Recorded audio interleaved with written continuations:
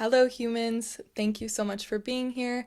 My name is Hannah Marie Belk and welcome to the first podcast episode of Make Waves. What a journey it has been to get here. The original idea for a podcast first came to me in 2021 when I was still living in Southern California and had much crazier eyebrows. And then in 2022, I invited a friend to join me.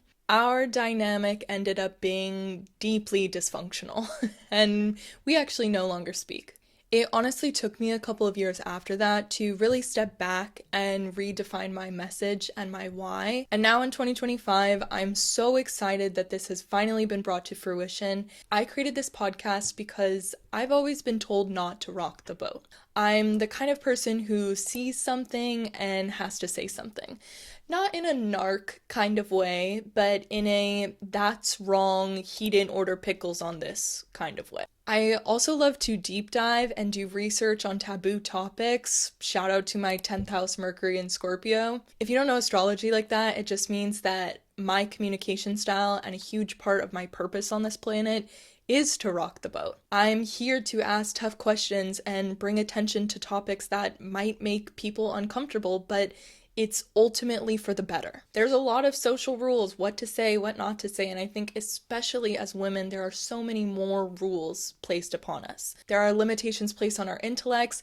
Don't be too smart. If you're too confident, that's arrogant. There are rules about opinions we should or shouldn't have. Too many opinions makes you unlikable, difficult to work with, or bossy. There are rules about how vocal you can be about those opinions. Don't be too loud. Don't be too aggressive. Nobody likes an angry woman. Since we are well past the first 60 seconds of this video, I can properly say, fuck that. Make Waves is a place for women to dive into topics and conversations that society tells us to avoid. We are here to shake things up. We are here to rock the boat. And we are here to make waves. Grab your juice, your tea, your coffee, whatever fuels you, and let's dive right in. The first thing I'd like to discuss is the title of this episode, Good Girls Don't Make History. This is in reference to a 2021 graphic novel that tells the history of women's suffrage in the United States. I really appreciate the historical accuracy of this novel because it makes a point to mention that Black women were excluded from national suffrage organizations and that they did not receive the right to vote until well after the 19th Amendment that was passed in 1920. I think this is a great reminder that white feminism is not synonymous with women's liberation as a whole. We'll get into that more in the future, but for now, I want to talk more about the title of this episode. If you look at women who have made waves throughout history, they were usually not good girls. They ruffled feathers, they rocked the boat, they were seen as crazy for their period of time, and they were ridiculed and bullied for it. But for some reason, now, it's so easy to see how iconic they were. One very famous example in the entertainment industry is Britney Spears. In the early 2000s, people were obsessed with watching her public demise, calling her crazy and out of control. We can look back now and say, oh, this was clearly postpartum depression, or she was being abused through her conservatorship from her father. I'm sure we all know the very infamous pictures of her shaving her head. Now, in her memoir, she says it was her version of control. She had lost her marriage, she was potentially losing her children, and it was her way of telling the world, fuck you. I wonder now, why was grace never even considered back then? Why do we only give women empathy after we've already taken so much from them? Another historic example of a woman not playing by the rule book is Princess Diana. Everything from birthing her children outside of the palace, to not following dress codes, to supporting groups of people that had been historically dehumanized, like those fighting AIDS or those experiencing homelessness. She was constantly playing by her own rules and doing so with grace. But she is just another example of a woman who faced incredible amounts of scrutiny during her time. I really wish we would stop clinging on to nostalgia. No more looking back and thinking about how ahead of the times they were. And so to that, I would like to take some time to give flowers and acknowledge the women who are making waves now. Women like Ismatu Gwendolyn, who I originally found on TikTok, but now follow her work mostly on Threadings. She is an incredible writer with palpable passion. You can feel her words so deeply, whether you like to read or listen to podcasts. I believe she is one of the artists and revolutionaries of our time. Another incredible artist I would like to celebrate is Cami Arbelaez. She graduated Yale and went on to create the Mind, Body, Spirit, or MBS collective. She teaches pole dancing and yoga and a lot of different type of movement education, and she does workshops all over the world now, so I would encourage you to look her up and see if she's teaching in a city near you soon. There is an amazing sense of community in all of her workshops and classes, and the love and positivity is just really visceral. It's a very special experience.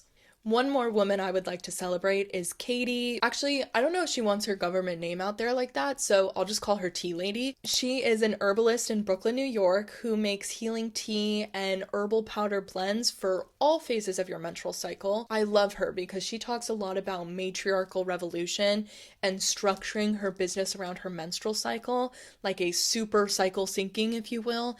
And I have tried to adopt this practice a bit in my life, and it is truly life-changing. Now, we're talking about matriarchal revolution and women who do deep analysis of praxis and political theory, so I can see the comments already. Oh, don't be so political. Let me tell you something. Everything is political. Whether you are concerned with politics or not is irrelevant, because politics is concerned with you. Looking away does not change the fact that people in positions of power are constantly making decisions that will directly impact you. And if you still think, well, I don't really care, it's because you believe whatever level of privilege you have will protect you. That's weird. I know society has normalized the me, but times are changing. And we need each other now more than ever. The way we relate to each other, especially online, has to change. We aren't going to influence our way into a revolution. I believe the best thing you can do is to become knowledgeable. That way you have the most amount of information to be as autonomous as possible. Aristotle said that politics was the struggle for power. In the age of digital media and censorship, knowledge is power. Do not be caught in the claws of anti-intellectualism. Your attention is very valuable, so please use it wisely. Now, I will say, everything being political is not inherent. It's manufactured. The oceans and the bees never asked to be politicized, but human activity on this planet has been so far-reaching, so invasive in so many ways, that most things have a political root now. Drilling oil, cutting trees, displacing entire populations of people for a real estate opportunity. I know you hear the dog whistle, so let's talk about it. There's this Palestinian poem that I love, and it says, "In order for me to write poetry that isn't political, I must listen to the birds. And in order for me to hear the birds, the warplanes must be silent." I love this poem because it really speaks to the conditions under which people become political. We're seeing this within the younger generations, right? Gen Z is always labeled as super radicalized, but I think it's just because we're able to see past the rhetoric of this is just the way things have always been. We see these willfully incompetent leaders in a system that is the equivalent of a human meat grinder on the soul, and we think surely this cannot be the best we can do as humans. I feel that way myself, and it has helped me see politics as human issues, not this abstract thing that's confusing or terrifying and all-powerful. Politics at its core is about remembering our humanity, remembering that we are a people who can create new rules, newer systems of care. All of this is made up anyway, so why don't we create better systems? Now I get it. The world is big, and with the internet and technology, we're connected to so many more people and so much more tragedy than our brains were ever designed for. But I think reconnecting with humanity in a modern world is about stretching our capacity for empathy. Now, I'm not sure if you're familiar with Maslow's hierarchy of needs. It's discussed in psychology, and it's essentially a triangle chart of the different levels of human needs in the pursuit of self-actualization. The first level of needs is physiological. Food, water, rest. I would even add clothes onto that because we can't be walking around with our nips and bits showing like we used to, but you get it. Physiological needs, basic things that humans need to survive. The second level of needs is safety, and I think that's where things start to get interesting because there is a difference between the reality of being physically safe and not feeling safe in your body. We'll get into that more in the future because I believe we should all have some kind of daily somatic practice that helps us re-regulate our nervous systems. But I also believe that some of the dysregulation you feel in your body is because of a collective consciousness that is suffering. There is so much simultaneous suffering and beauty in this world, and you can see that with a 5-minute scroll on any social media app. I think a lot of what people are actually missing is level 3. Level 3 of the triangle is love and belonging. Empathy and genuine compassion is so lacking in modern society. We have essentially severed the parts of ourselves that are capable of feeling this collective grief, and then it just gets tangled up in all of our own individual traumas. Suppressing collective grief and holding on to these emotions is only going to hurt us long term. I could do a whole episode alone on how emotions show up as signs and symptoms in our body. Again, this is why I think everyone would benefit from a daily somatic practice, but for now, I digress. So what messages do I want to leave you with today? Number 1, I would encourage you to start seeing education as a path towards liberation. Try to become knowledgeable about the root and web of the issues that are affecting your world locally, nationally, and globally. Ask yourself, why are these things happening? What is the historical, political, religious context of these things?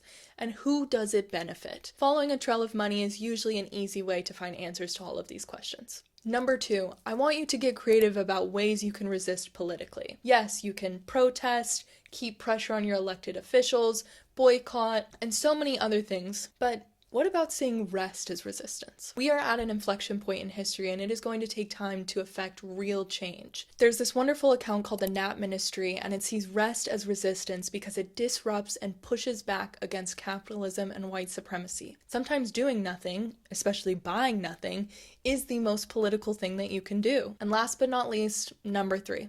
I think the most important thing that you can do for yourself and for the world is to create art. Art is incredibly human, and it's also incredibly political. Music, paintings, movies, writing, all of it has a history of being used as a form of resistance. So please, dance, sing, write, speak, do your form of art. And if you think, well, I'm not that great at painting, or I wouldn't be a very good dancer, the only thing that matters is that it brings you joy and it is heartfelt. Perfectionism is a disease, and the only thing it does is rob you of present opportunities and leave you with years of regret. I'm reading this book right now called Women Living Deliciously by Florence Given, another incredible woman I would like to give flowers to. And something she talks about a lot in here is that joy cannot be an afterthought. And I think especially in today's world, baking joy into your life as much as possible is necessary, not a luxury. So let's say you're joyful and you're ready to create art, but you're also scared. Well, guess what? Me too. So on that note, I wanted to end today with a small reading on confidence. We will never, ever be suddenly confident enough because confidence is built through action. Confidence does not just visit us one day and then motivate us into doing the bold and brave thing we want to do. It's the other way around. We must do the bold and brave thing that scares us, and then the confidence comes. Confidence is not innate. Confidence is built through the proof we create in our lives, with our actions that we can handle and overcome things. How do we create that proof? Doing hard things. Each courageous and scary action we take, whether it's asking someone on a date or going for a run for the first time, is a building block towards a future version of ourselves that gets to perform that action with more ease. We invest in making it easy for ourselves the next time. Thank you so much for being here till the end. I am so excited to be on this journey, and I promise to keep creating art even if I have to do it scared. Please like, share, comment, subscribe, and I'll see you next week. Thank you.